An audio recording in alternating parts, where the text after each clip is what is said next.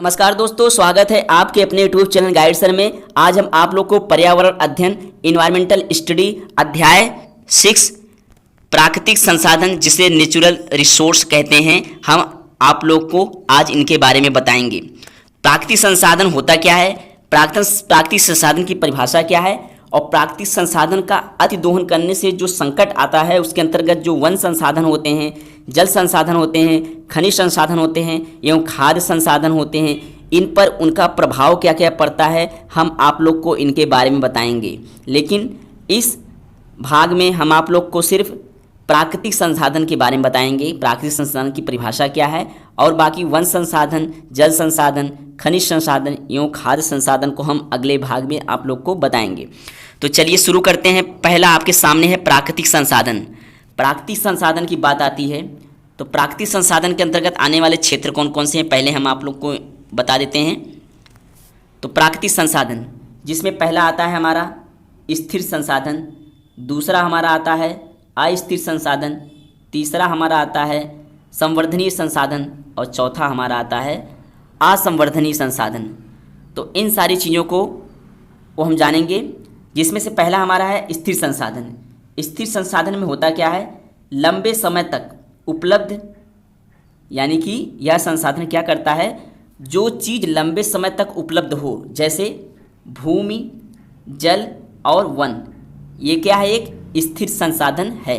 दूसरा हमारा आता है अस्थिर संसाधन। अस्थिर संसाधन क्या कहता है, इसमें सीमित मात्रा में उपलब्ध होता है, जैसे कोयला, पेट्रोलियम, खनिज। अगर हम इनका उपयोग ज़्यादा से ज़्यादा करें, कोयले का उपयोग हम ज़्यादा से ज़्यादा करें तो क्या होगा, वह स्थिर नहीं रहेगा, वह अस्थिर हो जाएगा। अगर हम खनिज की बात करें, जैसे बड़े बड़े पर्वत पठार की खुदाई होती है, उसमें से खनिज निकाले जाते हैं, तो ऐसा नहीं है कि उन्हें निकाला गया तो वो फिर उत्पादित हो जाएंगे, ऐसा नहीं है, क्योंकि वो अस्थिर है, स्थिर नहीं है। इसी प्रकार पेट्रोलियम भी है। फिर हमारा आता है संवर्धनीय संसाधन। संवर्धनीय संसाधन में क्या होता है, संवर्धनीय संसाधन में गुणवत्ता में सुधार संभव, गुणवत्ता में सुधार संभव, जैसे कच्चा लोहा और स्टील, ये कैसे संसाधन हैं, संवर्धनीय संसाधन है। फिर हमारा आता है असंवर्धनीय संसाधन। इसके अंतर्गत क्या होता है, असंवर्धनीय संसाधन में मौलिक रूप से प्रयोग अत्यंत सीमित मात्रा में परिमार्जन संभव हो सके, जैसे सौर ऊर्जा और पवन ऊर्जा आदि, ये सब क्या होते हैं, असंवर्धनीय संसाधन कहे जाते हैं। आगे चलते हैं, स्थिर संसाधन, अस्थिर संसाधन, संवर्धनीय संसाधन, असंवर्धनीय संसाधन, ये प्राकृतिक संसाधन के क्षेत्र कहे जाते हैं।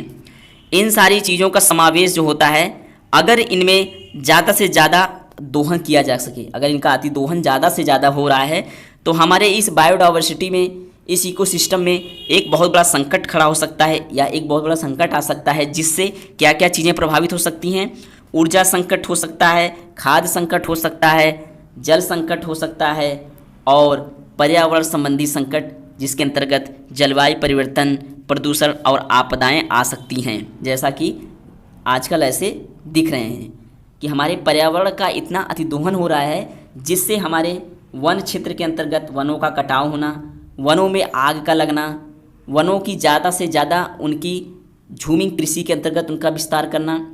इस प्रकार से खाद्य संकट की बात आती है, जैविक खेती ना करके उनमें केमिकल के आधार पर खेती को बढ़ावा देना, जैविक खेती को पूरी तरह से नष्ट करना। जल संकट आता है, जल संकट मतलब बड़े बड़े तालाब, बड़े बड़े गड्ढे और नदियाँ और नहरों का उनका समतल कर देना, उनको नष्ट कर देना। इन सारी चीज़ों का जो अतिदोहन हो रहा है, इससे हमारा जो प्राकृतिक संसाधन है वो एक विनाश की तरफ जा रहा है। इसी प्रकार पर्यावरण संबंधी संकट आते हैं, जिससे जलवायु परिवर्तन होता है, प्रदूषण दिन पे दिन बढ़ती जा रही है, और जिससे आने वाले साल में हर जगह देखने को मिलता है, वहाँ पे कई आपदाएं आ रही हैं। और इन सारी चीज़ों का संकट आने से क्या हो सकता है, हमारे संसाधन संरक्षण एवं प्रबंधन पर प्रभाव पड़ सकता है। ठीक, आगे चलते हैं हम। तो संसाधन शब्द की बात आती है, तो संसाधन शब्द की बात आती है तो संसाधन क्या होते क्या हैं, जो रिसोर्सेज होते हैं, इनका जो अर्थ है वो क्या होता है। रिसोर्स शब्द से मिलकर बना हुआ है, जिसमें री का अर्थ है, री का शाब्दिक अर्थ होता है पुनः अथवा दीर्घकाल, और सोर्स का शाब्दिक अर्थ होता है साधन या तत्व या स्रोत जिस पर मानव निर्भर करता है, इसका यह शाब्दिक अर्थ है। इस प्रकार से रिसोर्स का शाब्दिक अर्थ क्या हुआ? पुनः अथवा दीर्घकाल, और साधन या तत्व स्रोत जिस पर मानव निर्भर करता है। ठीक, ये इसके अर्थ हैं, किसके? रिसोर्स के। ठीक, आगे चलते हैं। इस प्रकार संसाधन का शाब्दिक अर्थ वह स्रोत, साधन या तत्व जिस पर लंबे समय तक निर्भर रहा जाए। संसाधनों के वर्ग क्या क्या हैं? आइए इनको हम जान लेते हैं। जो हमारे संसाधन होते हैं उनका वर्ग क्या है? मानव ने अपने जिज्ञासु प्रवृत्ति और बौद्धिक क्षमता के बल पर, जो उनकी जिज्ञासु प्रवृत्ति है और उनकी जो बौद्धिक क्षमता है, इसके बल पर प्रौद्योगिकी की सहायता से प्रकृति के अनेक तत्वों की संसाधनों में के रूप में परिवर्तन किया। किसने? मानव ने। और मानव प्राकृतिक स्रोत जो होता है, जो मानव का प्राकृतिक स्रोत होता है, वो क्या क्या हो सकता है? वह एक ओर आवश्यकता पूर्ति को कर सकता है और दूसरी तरफ उस आवश्यकता पूर्ति की सहायता भी कर सकता है। ठीक, आगे चलते हैं। प्राकृतिक संसाधनों का मूल स्रोत क्या है? प्रकृति है। जो प्राकृतिक संसाधन होते हैं उनका जो मूल स्रोत क्या है? प्रकृति है, ये नेचर है। दूसरा है जिसमें प्रकृति द्वारा प्रदत्त वे तत्व, पदार्थ अथवा प्राणी, ठीक, जो मानव हेतु उपयोगी हैं। तीसरा आता है यहाँ भूमि, जल, वायु, खनिज, पशु पक्षी एवं वनस्पतियाँ, ये सब क्या हैं? ये सब एक प्राकृतिक संसाधन कहे जाते हैं। कौन कौन? भूमि, जल, वायु, खनिज, पशु पक्षी एवं वनस्पतियाँ, इन सारी चीज़ों को नेचुरल रिसोर्स कहा जाता है।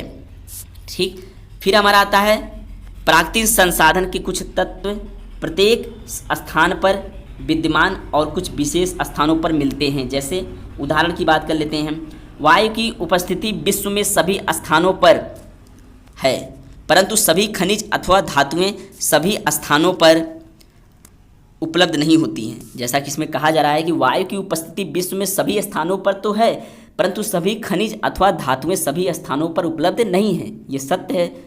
जैसे बहुत से ऐसे क्षेत्र होते हैं जहाँ पे खनिज और मेटल धातु पाए नहीं जाते हैं, लेकिन वायु अगर देखा जाए तो यह सर्वत्र संविद्यमान है। ये पूरे विश्व में सब जगह फैला हुआ है। अगर वायु नहीं रहेगा तो वहाँ पे जीव का होना संभव है ही नहीं। अतः पांचवा है मानव अपनी आवश्यकता अनुसार इन संसाधनों का उपयोग एवं रूपांतरण कर सकता है। मानव जो होता है वो अपनी आवश्यकता अनुसार इन संसाधनों का उपयोग और रूपांतरण कर सकता है। मानव अपने आवश्यकता अनुसार चीज़ों का उपयोग करता है। इस पर्यावरण में क्या चीज़ उसके लिए लाभदायक है और क्या चीज़ उसके लिए हानि है, वो अपने अनुसार ही उन चीज़ों का वो उपयोग करता है, परंतु उनका निर्माण नहीं कर सकता। लेकिन ये कहो कि मनुष्य वायुमंडल का निर्माण कर दे तो ये संभव नहीं है, लेकिन इस वायुमंडल में उपस्थित सभी बायोडाइवर्सिटी को तो बचा सकता है, उसको संरक्षित कर सकता है। लेकिन ये कहो कि उसका निर्माण कर दे वो वायुमंडल का, तो ये संभव नहीं है। ठीक, प्राकृतिक संसाधन की बात आती है। प्राकृतिक संसाधन जैसा कि हमने इसके बारे में काफ़ी डिटेल रूप से पढ़ा, आइए परिभाषा जान लेते हैं जिम्मरमैन के अनुसार। किसके अनुसार? जिम्मरमैन के अनुसार उन्होंने कहा है कि प्रकृति के वे समस्त पक्ष जिनसे मानव अपनी जैविक बायोटिक आवश्यकताओं की संतुष्टि कर सकता है, प्राकृतिक संसाधन कहलाते हैं। हमारे इस नेचर में जो समस्त पक्ष हैं जिससे जो मानव है वो जैविक आवश्यकताओं की जो सजीव चीज़ें हैं उनको पाकर वो अगर संतुष्ट है तो वही उसका क्या कहलाएगा? प्राकृतिक संसाधन कहलाएगा। आइए कुछ नोट जान लेते हैं। प्राकृतिक संसाधन के अनेक रूप हैं, जैसे उत्पत्ति, उपलब्धता, उपयोगिता एवं नवीनीकरणीयता की दृष्टि से कई रूप में वर्गीकृत किया गया है। किसे? प्राकृतिक संसाधन के अनेक रूप को।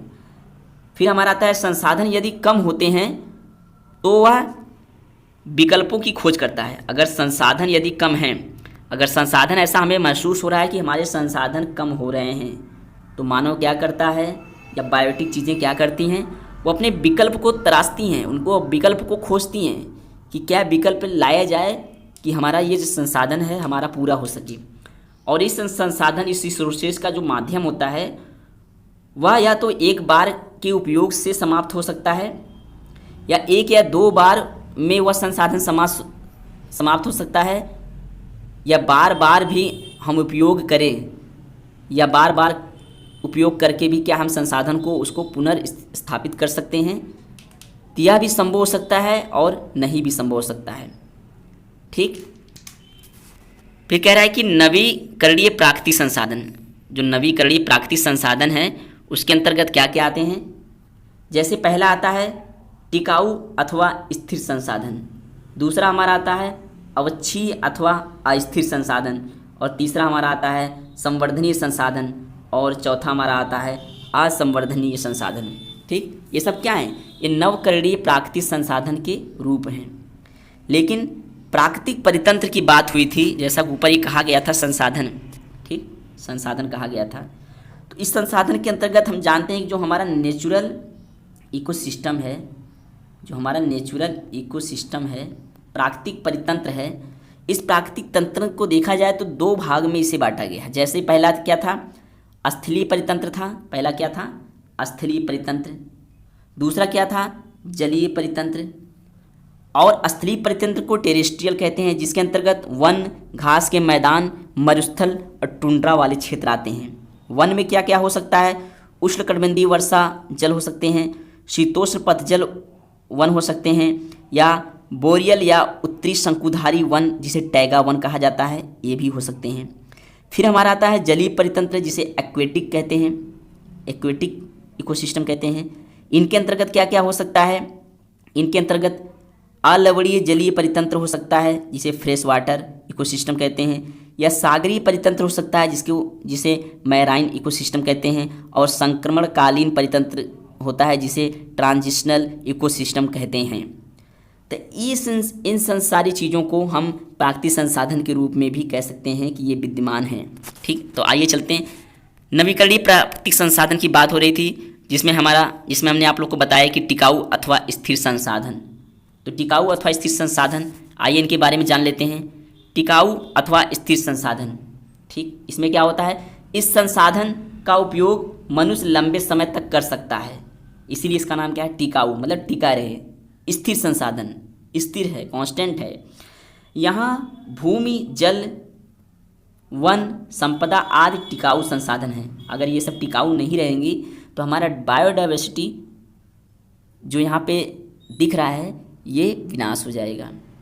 इसलिए इस बायोडाइवर्सिटी में भूमि, जल, वन का होना अत्यंत आवश्यक है।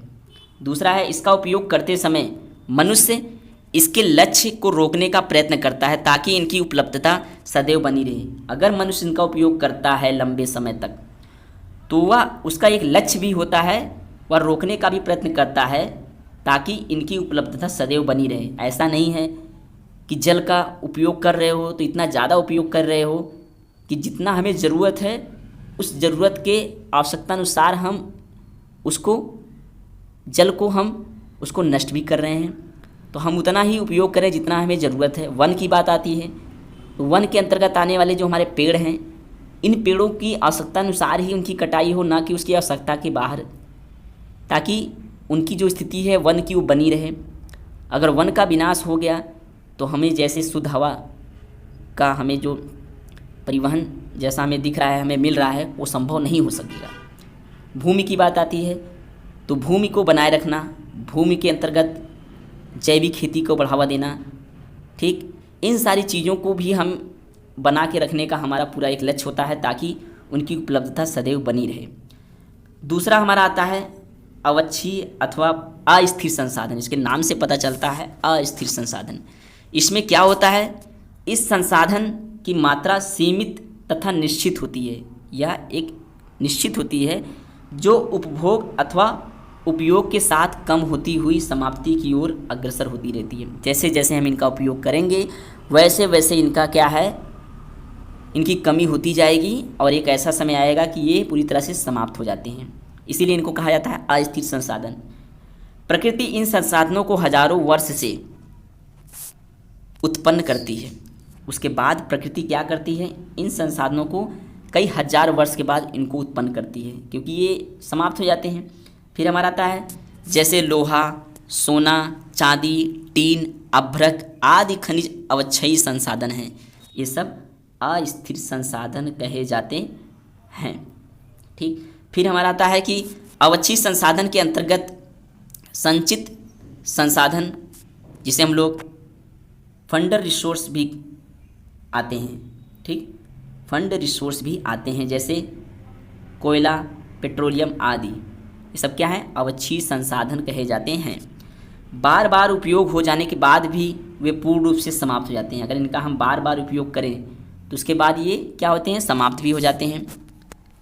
फिर हमारा आता है संवर्धनीय संसाधन। ठीक, तीसरा हमारा आता है संवर्धनीय संसाधन। इसके अंतर्गत क्या होता है, वह संसाधन जिनकी गुणवत्ता में अभिवृद्धि किए जाने की संभावना होती है। ठीक, इनका ग्रोथ किए जाने की संभावना होती है, संवर्धनीय संसाधन कहे जाते हैं। जैसे उदाहरण के रूप में जान लेते हैं, कच्चे लोहे को स्टील के रूप में परिवर्तित करके उसकी गुणवत्ता में वृद्धि की जा सके। जैसे कच्चा लोहा को स्टील के रूप में परिवर्तित करके उसकी जो क्वालिटी है उसमें ग्रोथ की जाए, उसको दिखा दिया जाए कि इसमें इस कच्चे लोहे में ये स्टील जैसी क्वालिटी है। ठीक, फिर हमारा आता है चौथा असंवर्धनीय संसाधन। ठीक, इस संसाधन का उपयोग उनके मौलिक रूप में किया जाता है जिसमें जलवायु, सौर ऊर्जा, पवन ऊर्जा, जल, सागर, धरती आदि असंवर्धनीय संसाधन कहे जाते हैं। इसमें अत्यंत सीमित मात्रा में परिमार्जन संभव है। इसमें जो इनकी मात्रा है का परिमार्जन है बहुत ही सीमित होता है। उदाहरण की बात आती है तो उदाहरण के अंतर्गत हम जान लेते हैं, कृत्रिम वातानुकूलन एक सीमित क्षेत्र का में किया जाता है ताकि पूरे क्षेत्र का तापमान, टेम्परेचर नियंत्रित यानी कंट्रोल संभव नहीं है। जो कृत्रिम वातानुकूल है वो एक सीमित क्षेत्र में किया जाता है ताकि पूरे क्षेत्र का जो टेम्परेचर है वो नियंत्रित संभव नहीं है। ठीक, अतः आप लोगों को हमने बताया कि प्राकृतिक संसाधन के क्षेत्र कौन कौन से हैं और प्राकृतिक संसाधन के अंतर्गत आने वाले जो हमारे उनके जो प्रभाव हैं क्या क्या आते हैं, जैसा कि हमने आप लोग को बताया। इसी प्रकार हम अगले भाग में हम जानेंगे कि प्राकृतिक संसाधन का अतिदोहन करने से क्या क्या उन पे प्रभाव पड़ सकते हैं और इस प्राकृतिक संसाधन के अंतर्गत आने वाले जो हमारे वन संसाधन हैं, जल संसाधन हैं, खनिज संसाधन हैं, खाद्य संसाधन हैं, ऊर्जा संसाधन हैं और भू संसाधन हैं, इन पर क्या क्या प्रभाव पड़ सकता है।